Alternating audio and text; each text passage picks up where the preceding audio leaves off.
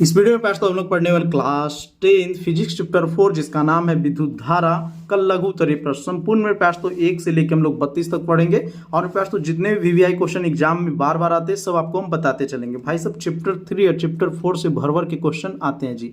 मेरे पास तो हम लोग पिछले क्लास में संपूर्ण पढ़ लिए थे किसका, अति लघु उत्तरीय। देखिए जो भी वीवीआई क्वेश्चन रहता है, इंपॉर्टेंट क्वेश्चन रहता है, हम आपको बताते चलते ताकि भाई साहब एग्जाम में जाने से पहले पास तो इतना आप लोग जरूर याद करके जाइए। तो चलिए आज की क्लास शुरू करते हैं। फर्स्ट क्वेश्चन पास तो कि किसी बिंदु पर विद्युत विभव से आप क्या समझते हैं। मोस्ट वीवीआई क्वेश्चन है, जब हम आपको अति लघु उत्तरीय पढ़ाए थे तो उसमें भी बताए थे। ठीक है, देखिए तो चलिए पास तो हम अपना नोट से बता देते हैं आपको, ध्यान दीजिएगा। आपको लिखना होगा यहाँ से विद्युतीय विभव लिख के डैश दीजिए। इकाई धनावेश की अनंत से किसी चालक के विद्युतीय क्षेत्र में स्थिर किसी बिंदु तक लाने में किया गया कार्य विद्युतीय विभव कहलाता है। अब समझिए मेरे प्यास, तो इकाई मतलब एक होता है, ठीक है, और धन आवेश मतलब प्यास तो पॉजिटिव निगेटिव आपको पता ही होगा। तो किसी भी मेरे प्यास साथियों देखिए कि एक धन आवेश को अनंत से, अनंत ये है, और यहाँ से किसी एक स्थिर बिंदु तक लाने में जो किया गया कार्य होगा उसी को हम लोग विद्युतीय विभव कहेंगे। अब जैसे मेरे पास तो आपको हम कहेंगे कि देखिए मान लीजिए मेरे पास तो एक डब्बा है, आपको यहाँ अनंत पे है, अब यहाँ से किसी एक स्थिर बिंदु तक लाना है, तो इसको लाने में अगर इसमें वजन रहेगा तो कोई तो कार्य कर भी कीजिएगा, और वही कार्य को क्या होगा पास तो विद्युतीय विभव कहेंगे। तो याद रखिएगा, और ठीक है, विद्युतीय विभव आपसे पूछा जाता है। नेक्स्ट क्वेश्चन पास तो सेकेंड नंबर की विद्युत धारा क्या है, विभवांतर क्या है एवं प्रतिरोध के परिभाषा दें, इनके SI मात्रक भी लिखे। आपको एग्जाम में अलग अलग करके पूछ दिया जाएगा, डायरेक्ट पूछा जाएगा प्रतिरोध के परिभाषा दें। तो चलिए पास तो हम लोग आप जानेंगे सबसे पहले विद्युत धारा क्या है। देखें पास तो देखिए नोट्स ना बहुत अच्छा से लिखा गया था, लेकिन मेरे पास तो क्या होता है पानी के ये संपर्क में आ गया जिसके कारण ये थोड़ा सा इशू हो गया है। ठीक है, पानी में भाई सब भीग गया था। ध्यान देंगे, विद्युत धारा किसी चालक में आवेश प्रवाह की दर को विद्युत धारा कहते हैं। इसे मेरे पास तो I से सूचित किया जाता है, बस इतना ही लिखिएगा। इसका SI मात्रक भी लिखना है, तो विद्युत धारा का SI मात्रक एम्पेयर होता है। ठीक है, लिख लीजिए, यहाँ से देखिए लिख लीजिएगा कि विद्युत धारा की अदिश राशि ये सब आप नहीं लिखिए। ठीक है, सिंपल में पास तो आप यहाँ से लिखिए कि किसी चालक में आवेश प्रवाह के दर को विद्युत धारा कहते हैं।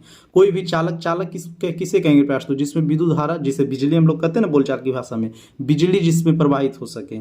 ठीक है, जैसे ये देखिए ग्रेफाइट है, ये धातु होते हुए इसमें पास तो विद्युत धारा प्रवाहित होता है, तो इसी में आवेश प्रवाह के दर को विद्युत धारा कहते हैं। इसे पास तो I से सूचित किया जाता है, और उसके बाद लिख लीजिएगा इसका SI मात्रक एम्पियर या कूलॉम प्रति सेकंड होता है। ऐसे आपको एग्जाम में सबसे ज्यादा एम्पियर ऑप्शन में रहेगा। ठीक है, चलिए इतना आपको लिखना है भाई साहब। अब देखिए उसके बाद हमें पास तो विभवांतर के बारे में, तो विभवांतर लिख के डैश दे दीजिएगा। ठीक है, ये भी इंपॉर्टेंट क्वेश्चन है, विभव या विभवांतर जरूर पूछे जाते हैं एग्जाम में। देखिए किसी चालक में इकाई धनावेश को एक बिंदु से दूसरे बिंदु तक लाने में पास तो तक ले जाने में किया गया कार्य विभवांतर कहलाता है। बस ये नहीं लिखिएगा, जरूरी नहीं यहीं तक लिखिए, विभवांतर कहलाता है। ठीक है, समझिए प्रयास। तो वहाँ क्या था ना विभव में कि अनंत से किसी एक बिंदु स्थिर तक ला रहे थे, लेकिन इसमें नहीं, एक बिंदु से दूसरे बिंदु तक ले जाने में प्रयास तो जो भी कार्य होता है उसी को हम लोग विभवांतर कहते हैं। यही आपको प्रयास तो लिखना है भाई साहब, बस यहीं तक आप लिखिएगा। इसका भी SI मात्रक लिखना होगा। ठीक है, इसका SI मात्रक वोल्ट होता है, लिख लीजिएगा। विभवांतर का SI मात्रक वोल्ट होता है। देखिए बहुत अच्छा। थर्ड नंबर में प्रश्न तो उसी का है, सेकंड में ही है कि प्रतिरोध की परिभाषा दे। तो देखिए प्रतिरोध भी सब चीज़ है मेरे नोट्स में प्रयास, तो इसीलिए तो बोलते हैं आप लोग कि नोट्स बार बार ले लीजिए। खैर मेरा शुक्र है कि इसका कैसे तो हम PDF बना लिए थे, उसके बाद ये पानी में गिरा है। पहले गिरता तो बहुत मेहनत इसमें लगा है प्रयास बनाने में। ध्यान दीजिएगा, प्रतिरोध किसी चालक का वह गुण है जिसके कारण वह धारा प्रवाह का विरोध करता है। इसे मेरे पास तो R से सूचित किया जाता है, और इसका SI मात्रक ओम होता है। यहाँ तक आपको लिखना है। प्रतिरोध नाम है प्रतिरोध यानी रोकना। ठीक है, किसी पास तो धारा को विरुद्ध जाना, तो प्रतिरोध यानी रोक लगाना है। तो प्रतिरोध किसी चालक का वह गुण है जिसके कारण वह धारे प्रवाह का विरोध करता है। कहता है हम भाई साहब तुमको इधर से इधर नहीं जाने देंगे। ठीक है उसी को हम लोग प्रतिरोध करेंगे, इसे R से सूचित किया जाता है। तो आप लोग याद रखिएगा पास तो इसका SI मात्रक ओम होता है। इंपॉर्टेंट है आपको SI मात्रक, ऑब्जेक्टिव में यहीं से बनेगा। ठीक ना।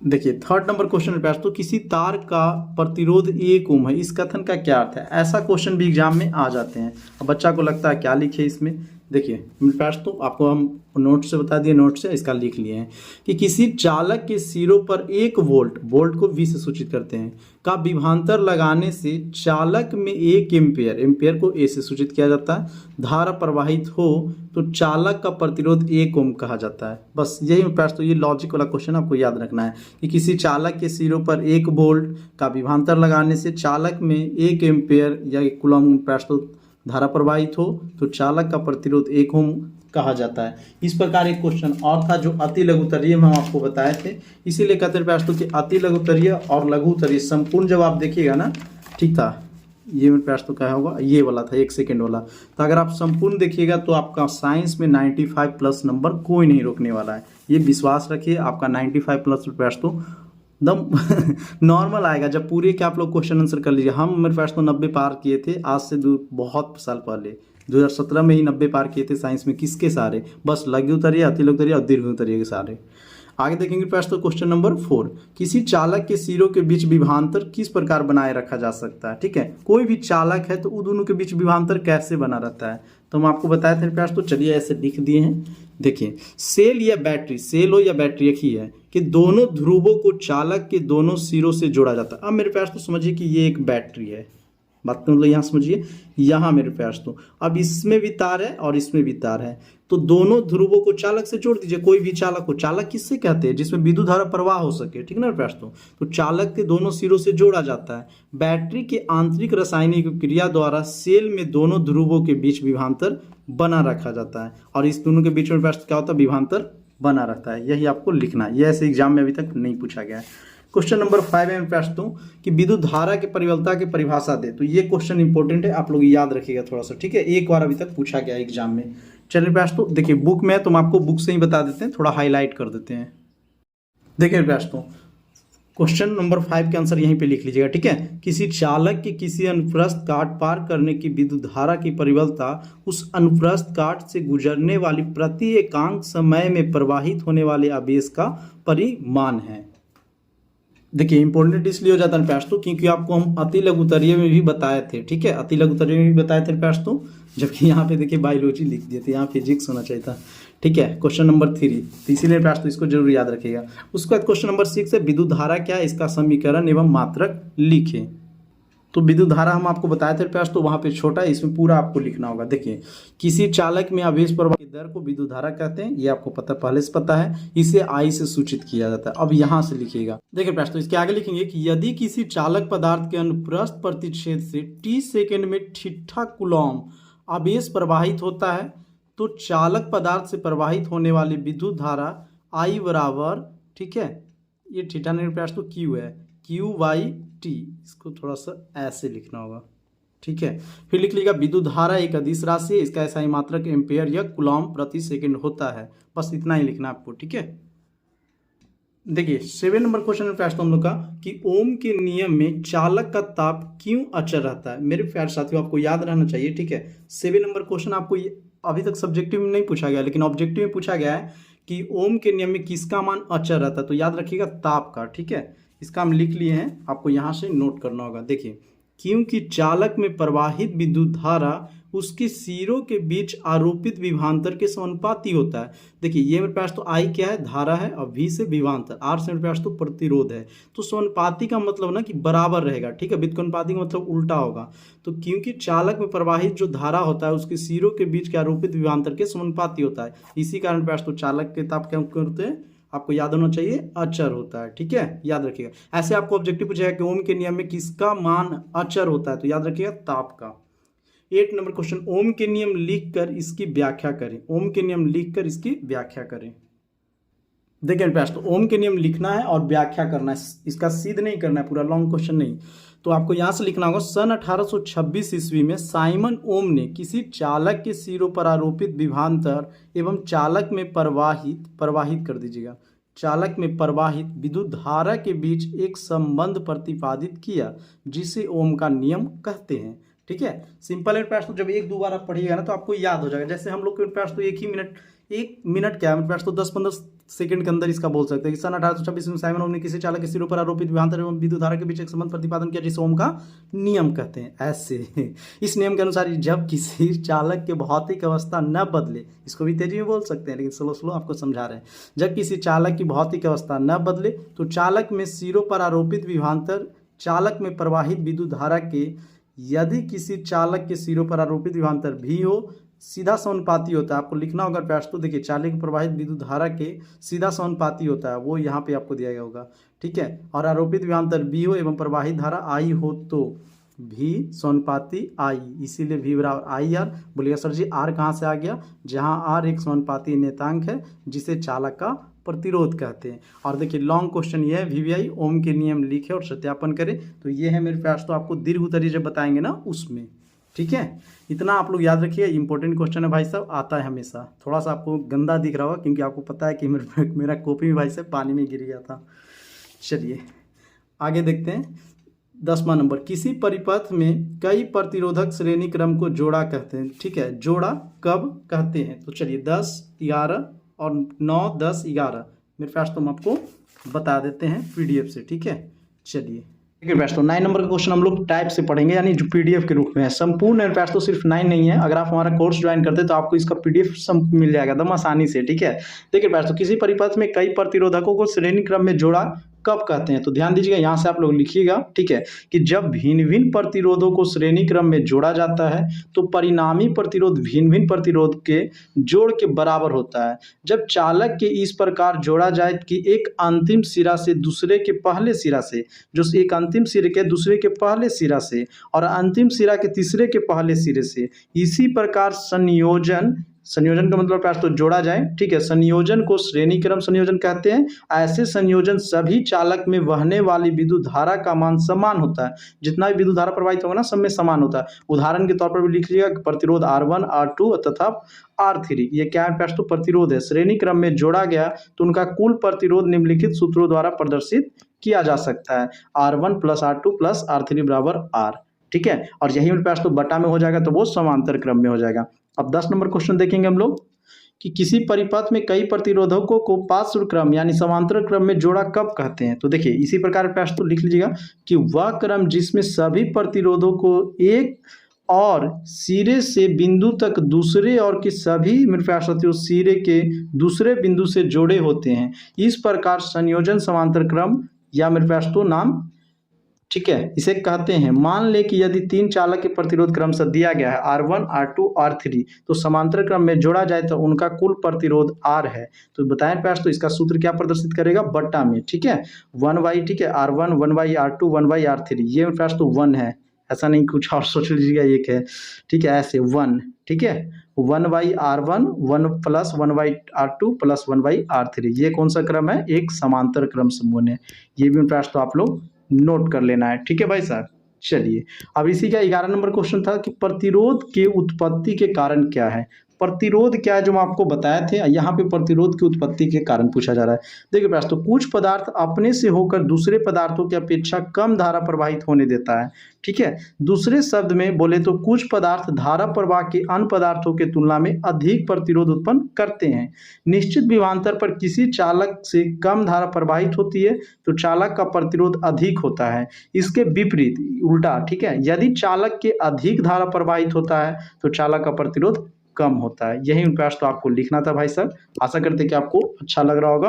मेरे पास तो इसमें भी ये सही है, या मेरे पास साथियों क्या बोला जाता है कि क्या बोला जाता है, नोट वाला कॉपी सही है, बताइए कैमरा से जो वीडियो बना रहे हैं वो सही लग रहा है कि ये मेरे पास तो टाइप करके बनाते हैं जो सही लगता है, आप लोग खुद बताइएगा, ठीक है। और इसमें लिखना भी था जी, नहीं इसमें कहाँ से आएगा, चलिए प्रतिरोधक श्रेणी क्रम और समांतर क्रम का दिया गया, चलिए उसका कोई जरूरत नहीं है। हाँ देखिए प्रश्न तो 13 नंबर था ना कि एमीटर एवं वोल्ट मीटर का उपयोग। अब 12 नंबर प्रतिरोधों के समूहन, ये बता दिए थे ना जी, प्रतिरोधों के समूहीकरण नहीं, मेरे पास तो 12 नंबर छूटा जी, मेरे भाई 12 नंबर डालना होगा, ठीक है। 12 नंबर का पास तो हम यहाँ पे PDF लगा देते हैं, ठीक है। और एक आध दो क्वेश्चन अगर छूट जाता है तो आप लोग यूट्यूब स्टडी सर्च कर लीजिएगा टेलीग्राम पे, वहाँ से जुड़ जाइएगा, इसका PDF हम डाल देंगे, ठीक ना। चलिए तो 12 नंबर क्वेश्चन को हम स्क्रीन पे लगा देते हैं। और उसके बाद मेरे पास तो देखिए 13 नंबर हम बता दिए थे कि मीटर वोल्ट मीटर में अंतर क्या है, सबको बारे में बताए हैं, ठीक है।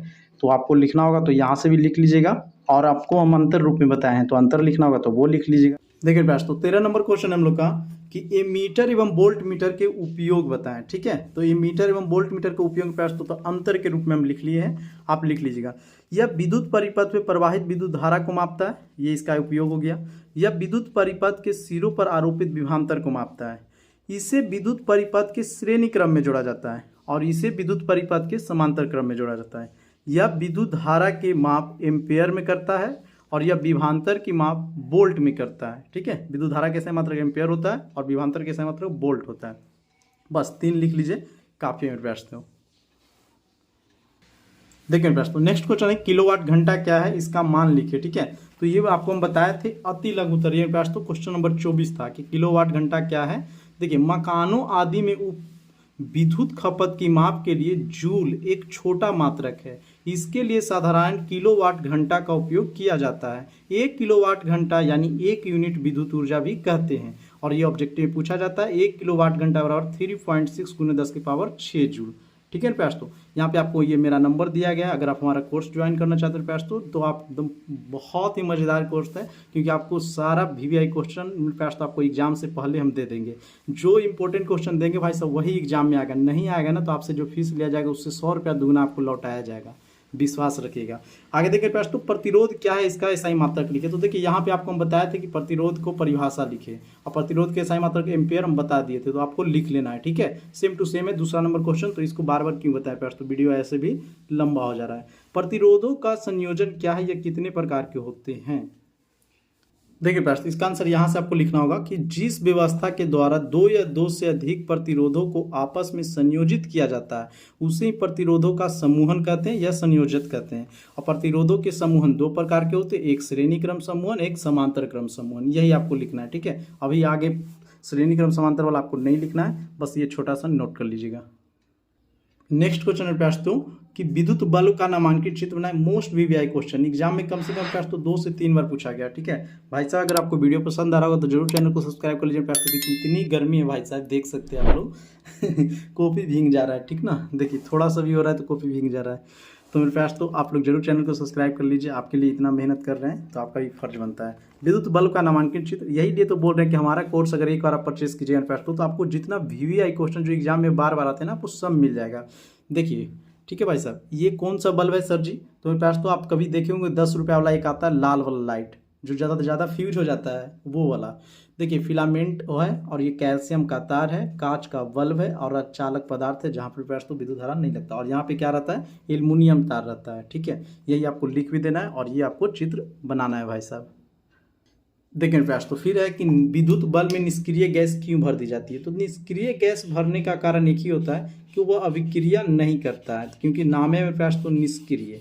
चलिए तो हम आपको बता देते हैं पढ़ के भी, और यहीं से आपको लिखना है। ठीक है, हम हाईलाइट कर देते हैं प्रयास तो कि विद्युत बल्ब के फिलामेंट टंगस्टन का बना होता है। ऑब्जेक्टिव आएगा कि विद्युत बल्ब के फिलामेंट किसका बना होता है, तो टंगस्टन का। ठीक है, जिससे उच्च ताप पर प्रकाश निकलता है। यदि इस स्थिति में फिलामेंट में प्रयास तो हवा यानी वायु संपर्क आ जाए तो वो हवा में ऑक्सीजन से ठीक है ऑक्सीकृत होकर भंगूर जाता है। भंगूर के मतलब लिखिएगा टूट जाता है।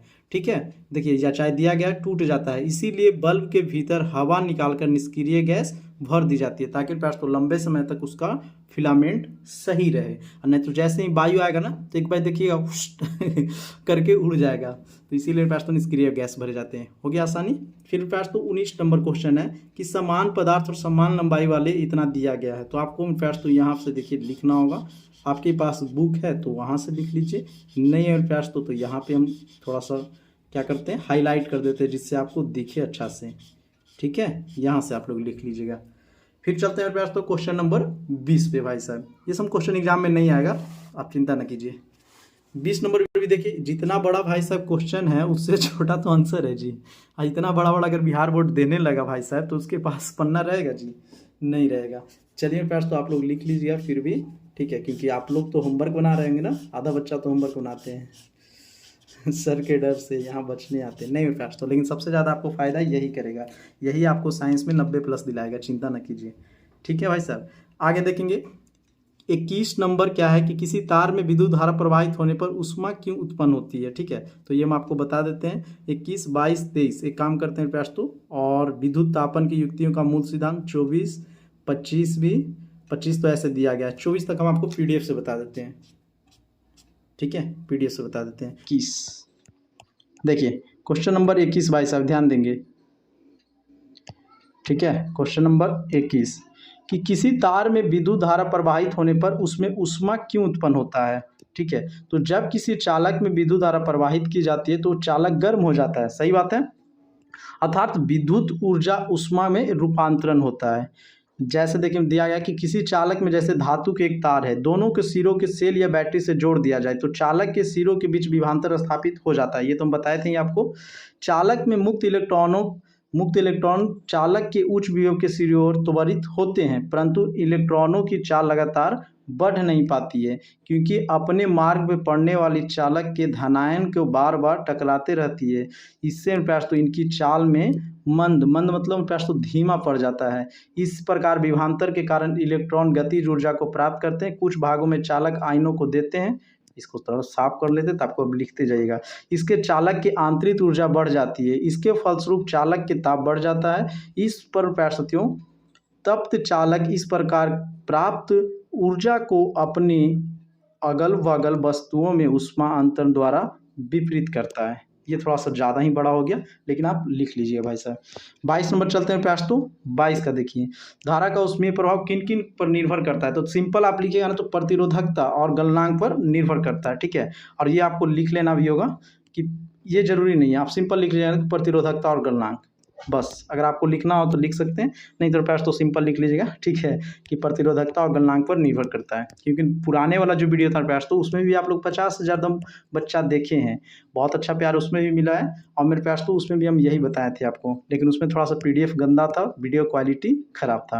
क्वेश्चन नंबर देखिए 23, किसी चालक में प्रवाही धारा उत्पन्न प्रयास तो उसमें जूल का नियम, तो जूल का नियम यहाँ पे दिया गया कि किसी चालक में प्रवाही धारा के कारण उत्पन्न संबंधित प्रयास तो नियम प्रतिपादन किया, जिसे जूल का ऊष्मीय नियम कहते हैं। इस नियम के अनुसार किसी चालक में उत्पन्न ऊष्मा Q है, तो आपको 1 और 2 लिख लेना होगा। ठीक है, बस। और उसके बाद 24 नंबर बताए थे, नहीं 24 नंबर प्रयास तो आपको लिखना है कि विद्युत तामन युक्ति के मूल सिद्धांत क्या है। तो देखिए विद्युत तामन युक्ति के प्रतिरोधकता बहुत उच्च होता है तथा तापमान में प्रयास तो परिवर्तन एवं प्रतिरोधकता में विशेष कमी नहीं आ पाती है। ठीक है, इतना ज़्यादा मेरे प्रयास तो गर्मी है ना कि पसीना से मत पूछिए। तो भाई साहब आप लोग ये लिख लीजिए, हम आपसे क्षमा करते हैं कि पूरा मेरे प्रयास तो हमने इतना ज़्यादा, क्योंकि पंखा बंद करके वीडियो बनाना पड़ता है, पूरे दम मेरे प्रयास तो दिमाग को हिला दिया है। तो 1 से 24 तक हो गया। अब मेरे प्रयास तो क्या करें जी, इस और 25 आपको दिया गया, तो 25 मेरे प्रयास तो बुक से ही लिख लीजिए, कोई पीडीएफ की ज़रूरत नहीं है, क्योंकि पीडीएफ में भी सेम टू सेम ही रहेगा। ठीक है, और ये सब क्वेश्चन अभी तक नहीं पूछा गया, चिंता न कीजिएगा। 26 नंबर, किसी विद्युत हीटर के परिपथ में जोड़ा जाए, तो आप मेरे पास तो इसका आंसर लिखिएगा। ये आपको याद रखना है ना कि विद्युत हीटर के जो तार होता है वो मेरे पास तो किसका बना होता है, नैक्रोम का बना होता है। ऑब्जेक्टिव आपको आएगा, सब्जेक्टिव नहीं। आप विश्वास रखिए, आप बोलिएगा सर जी आप बोल देंगे जो ही होगा। मेरे भाई साहब पिछला 7 साल से पढ़ा रहे हैं, तो मुझे पता है कौन सा क्वेश्चन आता है नहीं आता। आप विश्वास एक बार करिएगा अपने भाई पे, आपका मेरे प्रयास तो एकदम बहुत अच्छा से तैयारी होगा, क्योंकि हम सबको बोल देंगे कि सारा इंपॉर्टेंट है, तो आप कितना याद कर पाइएगा, स्टूडेंट ने जी, आपको और भी तो सब्जेक्ट पढ़ना है। हाँ, विद्युत परिपथ में फ्यूज तार क्यों लगाई जाती है, मोस्ट वीवीआई क्वेश्चन है, ये हम आपको जरूर बताएंगे प्रयास तो देखिएगा। ठीक है, और ये इंपॉर्टेंट क्वेश्चन भी है। चलिए आगे देखेंगे, फ्यूज की क्षमता से आप क्या समझते हैं, इसको भी बताएंगे जी। दोनों क्वेश्चन प्रयास तो पीडीएफ से आपको लग जाएगा वीडियो। देखिए प्रयास तो नेक्स्ट क्वेश्चन है 27 नंबर। ये क्वेश्चन प्रयास तो एग्जाम में आपसे पूछे जा सकते हैं, तो इसे आप लोग जरूर अच्छा से लिखिए और इसको याद कर लीजिएगा। फ्यूज तार जो होता है ना, वो सुरक्षा का एक युक्ति है, हम लोग घर में लगाते भी है। विद्युत परिपथ में अचानक धारा का मान प्रयास तो अति भारण का मतलब वही होता है, अचानक धारा का मान बढ़ जाना या लघु पतन के कारण अत्यधिक बढ़ जाने से परिपथ में लगा युक्तियां जलकर नष्ट हो जाता है। ठीक है, ऐसी घटनाओं से बचाने के लिए प्रयास तो परिपथ में जहां तहां फ्यूज श्रेणी में संयोजित किए जाते हैं। फ्यूज ऐसे पदार्थ है जो तार का टुकड़ा होता है, जिसका गलनांक प्रयास तो बहुत कम होता है, लेकिन जो धारा का मान होता है ना प्रतिरोध का, वो अधिक होता है। ठीक है, और सबसे पहले फ्यूज गर्म होकर जल जाता है और परिपथ टूट जाता है, जिससे मेरे पास तो इसमें लगे उपकरण जो होते हैं जैसे बल्ब, पंखे, हीटर, ठीक है, टीवी, ये मेरे पास तो जलने से बच जाता है। तो अतः हम लोग इसको कह सकते हैं कि यह एक सुरक्षा युक्ति है। ठीक है भाई साहब, ये आपको लिखना होगा। इसके बाद मेरे पास तो क्वेश्चन नंबर 28 था कि फ्यूज की क्षमता से आप क्या समझते हैं। तो विद्युत धारा के प्रबलता जिस मान पर पहुंचते ही फ्यूज गल जाता है, जिसे साधारण भाषा में हम मेरे पास तो फ्यूज का उड़ जाना कहते हैं, उसे ही फ्यूज तार का अनुमतांक या क्षमता कहते हैं। इस प्रकार आपको 28 भी लिख लीजिए। आगे देखेंगे ये वाला क्वेश्चन, यदि एक एमीटर समांतर क्रम में जोड़ा जाए तो उसकी कुंडली जल जाने का खतरा होता है, क्यों? तो देखिए पास तो पूरा आपको लिखना है सर जी, पूरा इतना बड़ा, हाँ लिखना है, सिर्फ लिख लीजिए, इसको याद नहीं कीजिएगा, ठीक है, ऐसा समझ जाइएगा थोड़ा बहुत। आगे देखते हैं पास तो कि 2 वोल्ट इतना इतना है, इसका एक डायग्राम पारना है, कुछ नहीं पास तो हम PDF से आपको बता देते हैं, ये हो या ये हो, ये दोनों तो बना ही हुआ है, सिर्फ इसका मेरे पास तो डायग्राम बनाना है। ठीक है मेरे पास हाँ, यही मेरे पास तो जो पुराने वाला वीडियो था ना, उसमें हम ये मेरे पास तो इसका डायग्राम भूल गए थे पारना, इसमें आपको संपूर्ण बता देते हैं। देखिए इसका कुछ नहीं करना है, एक आरेख बनाना, आरेख का मतलब पास तो डायग्राम, जो इंग्लिश में डायग्राम देखिए दिया हुआ है। तो एक 5 ओम वाला ले लीजिए और एक 8 वाला और एक पास तो 12 वाला, और यही आपको एक फिगर का बना देना है। इसके बाद आपको कुछ भी नहीं करना है। और देखिए मेरे पास तो जो ये है 31 नंबर, ये आप बुक से ही लिख लीजिएगा या यहाँ से भी लिख लीजिए। और 32 नंबर पास तो आपको बुक में हम जब बताए थे 32 नंबर, वहाँ से आप लोग नोट कर लीजिएगा, ठीक है, क्योंकि यहाँ पे आपको थोड़ा सा कटा हुआ दिख रहा होगा। तो 32 नंबर आप लोग बुक से लिख लीजिए। पास तो हम एक बार वीडियो को फिर से कर देते हैं, ठीक है, ताकि आप लोग लिख लीजिएगा, ठीक है, देख लीजिए एक बार। अगर कहीं भी मेरे पास तो कोई क्वेश्चन छूटा होगा तो आप वीडियो को रोक लीजिए और लिख लीजिएगा, कहीं भी किसी तरह की दिक्कत हो तो, क्योंकि हम नहीं चाहते हैं कि आपको फिर इसके बाद कोई और वीडियो का सहारा लेना पड़े। एक वीडियो देखिए और वहीं से आपका काम पूरा हो जाएगा। इसी प्रकार पास तो धीमे धीमे हम बढ़ाते जाते हैं पूरा क्वेश्चन। कहीं भी आपको दिक्कत हो तो आप रोकिएगा और लिख लीजिएगा, ठीक है, कोई क्वेश्चन नहीं छूटा। 12 नंबर का बस स्क्रीनशॉट एक लगाना है, थोड़ा सा बस यहाँ पे 12 नंबर का स्क्रीनशॉट लगाएंगे, हमें याद रहेगा। आप मेरे पास तो बाकी देख लीजिए, 18 हो गया, 19 हो गया, 20 हो गया, 21 हो गया, एक क्वेश्चन फिर नहीं छूटने वाला, 22, 23, 24, 25, 26। देखिए ये 26 नंबर हो गया, ये मेरे पास तो 27 नंबर है और ये 28 नंबर है। यहाँ से हम लोग 29 नंबर को नोट कर लेंगे, ऐसे आपको बताया गया। 30 नंबर देखिए, 30 नंबर में पास तो ध्यान दीजिएगा, 30 नंबर आपको यहाँ से नोट करना है, ठीक है, फिर 31 हो गया और ये मेरे पास तो 32 हो गया जी। इस प्रकार पास तो हम लोग संपूर्ण 1 से 32 तक पढ़ लिए, ठीक है, 1 से 32 तक पूरा हम आपको बताएं। कहीं भी दिक्कत हो तो आप लोग कमेंट जरूर कीजिएगा, ठीक है, और पास तो आप सर्च कर लीजिए क्या यूट्यूब स्टडी, वहाँ पे इसका PDF मिल जाएगा। आशा करते हैं कि आपको वीडियो अच्छा लगा होगा। मेरे पास तो पहली बार आएंगे तो चैनल को सब्सक्राइब कर लीजिए और पास तो दोस्तों के पास शेयर कर दें। फ्रेंड्स तो आप लोग बताइए कि वीडियो आपको कैसा लगा होगा। अगर फ्रेंड्स तो वीडियो आपको अच्छा लगा भाई साहब तो जरूर चैनल को सब्सक्राइब कर लीजिए, क्योंकि आपके चलते फ्रेंड्स तो गर्मी में इतना सारा गर्मी है भाई क्या बताएं। और बहुत जल्द दीर्घ उत्तरीय प्रश्न लेके आएंगे और आपको तो हम अच्छा से बताएंगे, इसमें भी बता देंगे कौन सा क्वेश्चन एग्जाम में आने वाले हैं, ठीक है। तो चैनल फ्रेंड्स तो हम लोग मिलेंगे नेक्स्ट वीडियो में, तब तक के लिए जय हिंद जय भारत।